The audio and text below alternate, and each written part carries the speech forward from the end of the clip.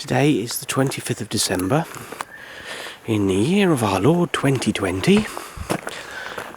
It's a Friday. I don't know why, but it doesn't feel like a Friday. And it's really a beautiful day. Obviously the 25th of December, it's Christmas Day. It's been a very bad year for visiting castles. I have to say I'm quite lucky. I don't know anybody who's been affected by this COVID-19. I don't know anybody who's died, luckily, or been seriously ill. So it hasn't been that bad. Obviously visiting castles hasn't been great. I was meaning to visit my sister today in Bournemouth, but sadly couldn't make it because Peter was in Tier 4. So I've decided instead to come and visit a castle just round the corner from me. Not breaking any rules, of course. I just tried to get round one side. Just found out that it's totally and utterly flooded trying to get round that way. But here I am. I've been here before. I've made a little video here before. But this is Fotheringhay Castle, just over the Cambridge border in Northamptonshire.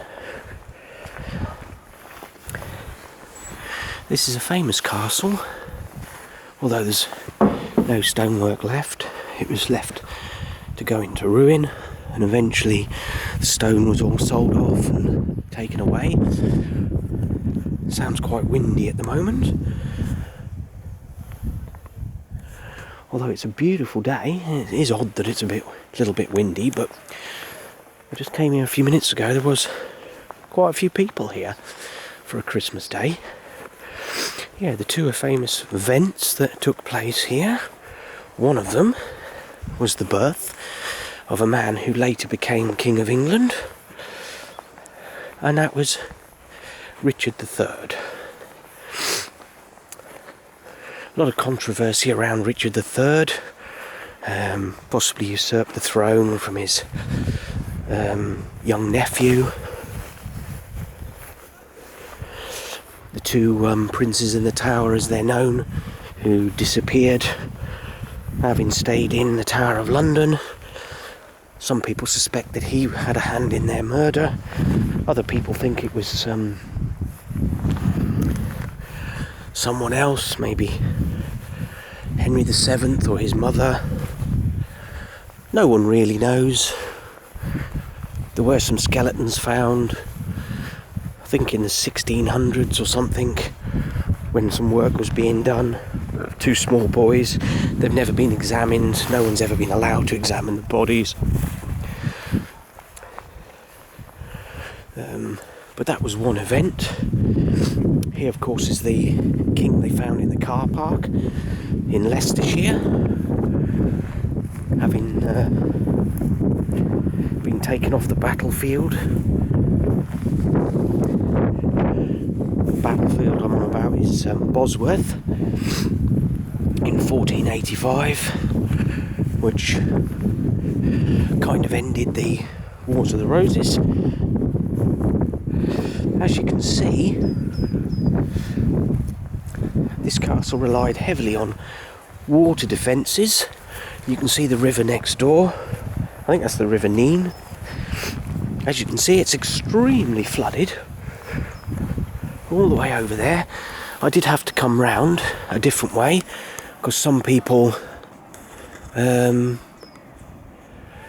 did get themselves stuck, but you can see how the river would have gone through the moat, although a lot of the moat is dry. So it did rely heavily. That's one of the main ways that Motte and Bailey castles were defended with water. It was something that they relied heavily on.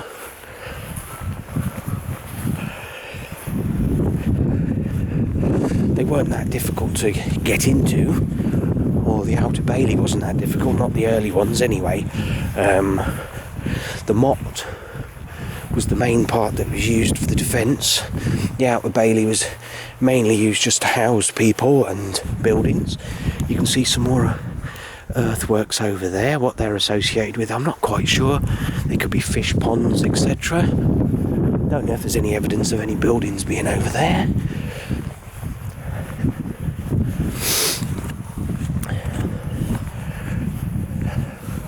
Oh, got some more walkers out and about on Christmas Day.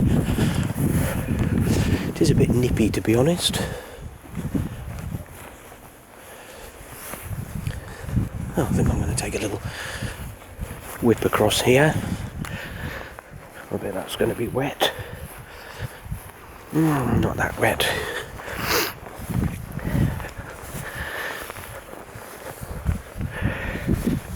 I have been here before, lots of times actually. Oh, hello, families everywhere. I have taken quite a few photos. I've even taken a little video of this place before.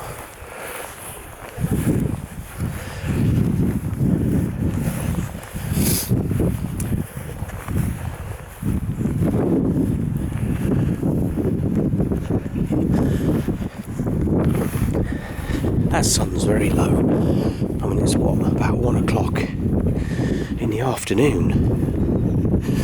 Of course, the other famous event that took place here was the imprisonment of Mary Queen of Scots, second cousin of Queen Elizabeth I of England.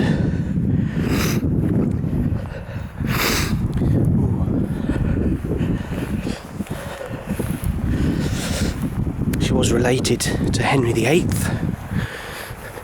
through his sister Margaret, who married James IV of Scotland, who had a son who became James V.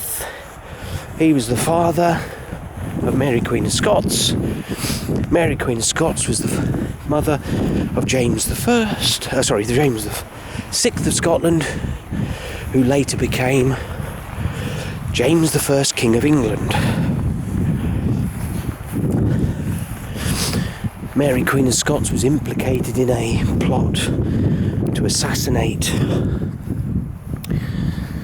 Elizabeth I. She was a Catholic, Mary was a Protestant. You can't get round the front of this, that's one of the last surviving parts. I've been here before, you can get past where them trees are normally. As you can see, that is well flooded. There's a couple of people decided to try and get through the floodwaters on that side. I bought a Nissan Qashqai, which is quite a high car, and I decided not to bother, to be honest. I wasn't going to get stuck in the water. That water there is very, very deep in the middle. You can hear the water rushing through the bridge over there.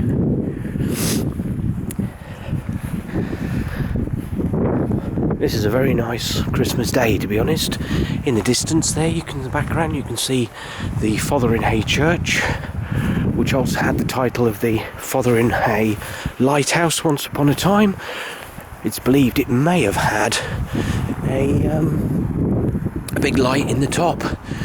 They also think it was whitewashed, so you could imagine around this area how that would have stuck out in the distance. The river would have gone in through here as well, into the part of the moat there where the house is built. That's a very, very old church. I think it's got a six-sided tower at the top. This is the motte. This castle did eventually have stone on it.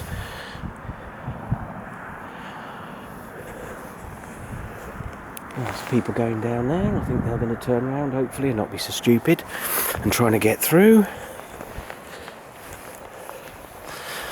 Right, let's get my four-wheel drive going and get up the side of this motte. I'm going up here with a nice pair of walking boots on. You can see how steep it is.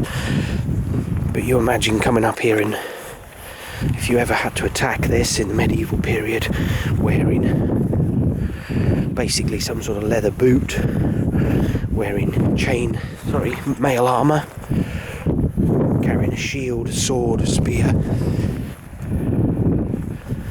It it would have been a lot more difficult than what I'm finding it.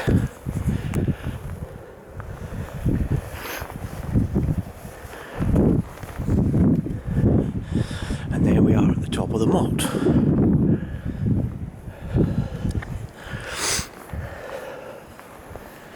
Ooh.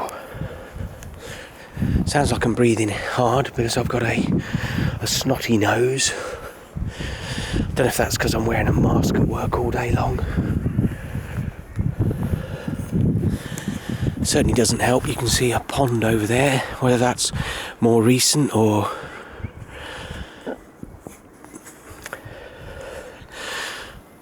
back in the medieval period. That's the Outer Bailey there. The Outer Bailey was used to mainly house all the, possibly the hall of a knight who lived at the castle, other buildings, stables, blacksmiths maybe, things like a buttery. Oh, there's a beautiful red kite there, whether you can see it, flying into the sun. You can see for miles around here. You've got Peterborough over that way. You've got the A605 over there, which would have been a main route heading from Peterborough south.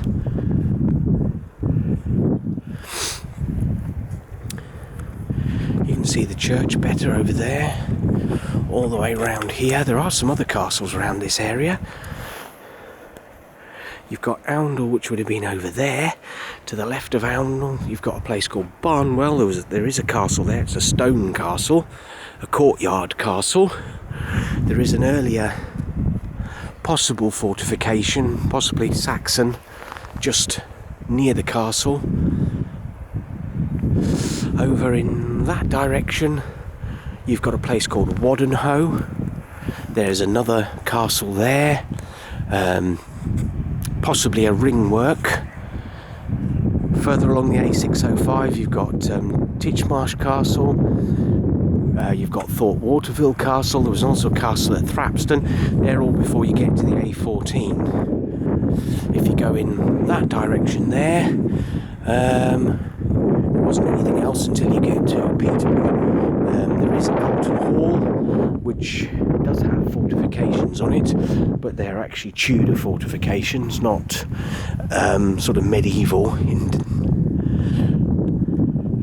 There's people there walking over to, I think that's Wansford over there. There's a very nice dovecote over there. At a place called Eaglesthorpe, which is part of Wallingford. There are quite a few other medieval manors in this area.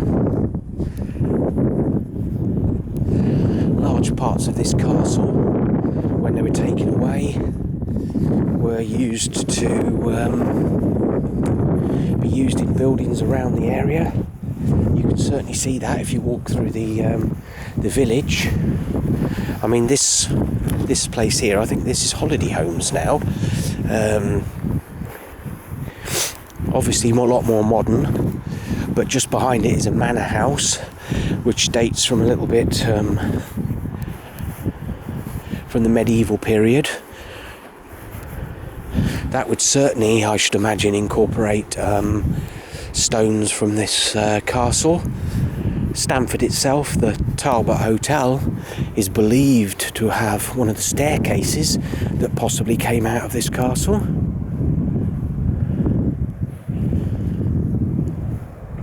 You can hear over there, well, I can certainly hear it, the water that's rushing through that bridge over there. Apart from the fact that it's a little bit nippy, this is a beautiful day today.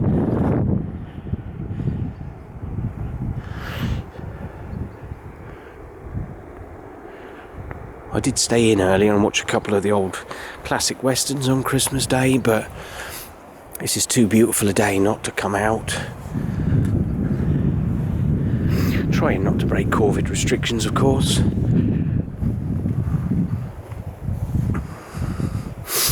when this castle was at the height of its power. As you can see, there's a stone there. This was totally and utterly covered in stone. So if I was a guard on the ramparts now, I'd have probably been at least another... if you're talking feet, another 15 feet up from where I am. You could imagine how far around you would have been able to see from this place.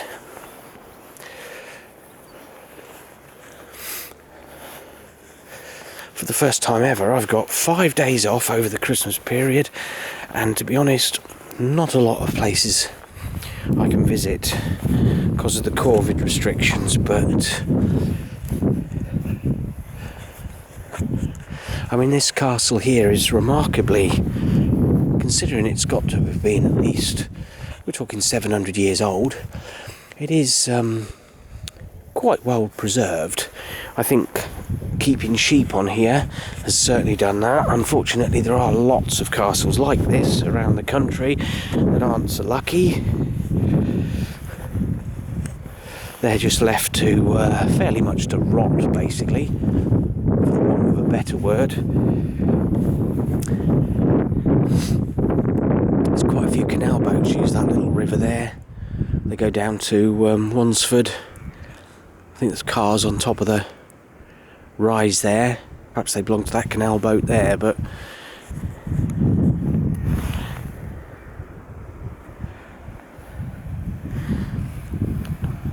normally expect to see some water birds out and about round here, but can't see anything today.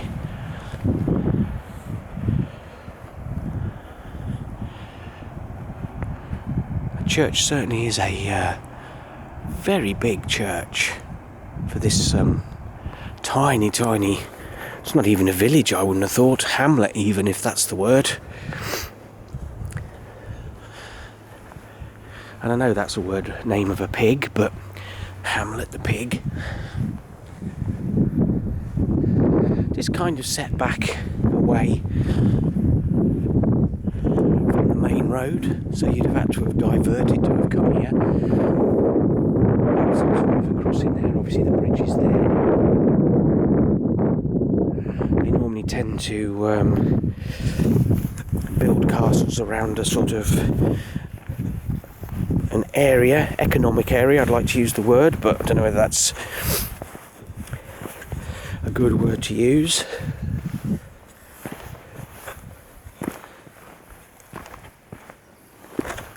Very conveniently built steps. That is one of the problems with places like this, people visiting, erosion, etc. I thought they were cows in that field over there, they're actually black sheep. Could try to be adventurous and scale the side of the motte, but as soon as you get to this side it's very, very quiet.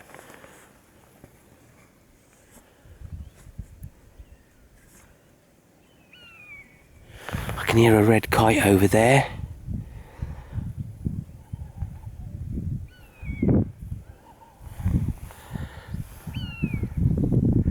Don't know if you can see it on the camera.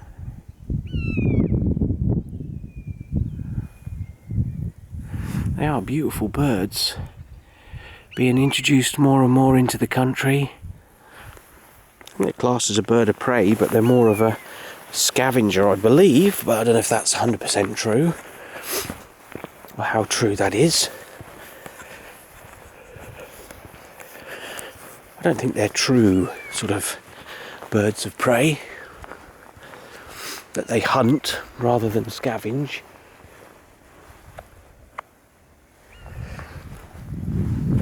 Certainly making a lot of noise.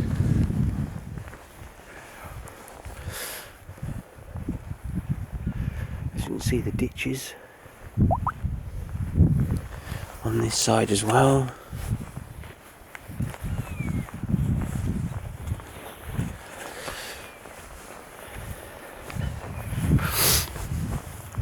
Oh, snotty nose. The earliest castle at Fotheringhay was probably built by Simon de Senlis, Norman Earl of Northampton and Huntingdon, in around AD 1100. On his death, his widow Maud married David, King of Scotland, and the castle passed down the Scottish royal line. In the 15th century, the castle became the administrative centre of the powerful Dukes of Norfolk. Subsequently, it became a royal palace, the birthplace of Richard III, and eventually the prison and place of execution of Mary, Queen of Scots. The site is managed by... oh yes, we don't really need to read that bit.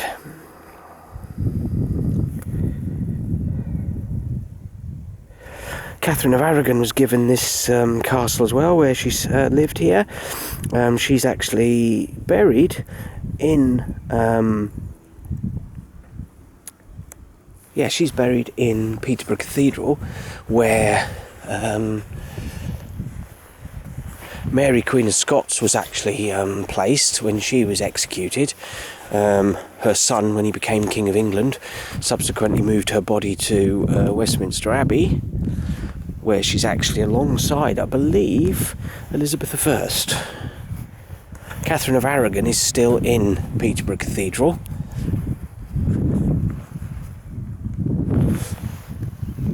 If you live in the area and you do get a little chance, it's well worth a little trek out to see this place. You can see the medieval ridge and furrow in that field there. And that is Fotheringhay Castle on Christmas Day 2020.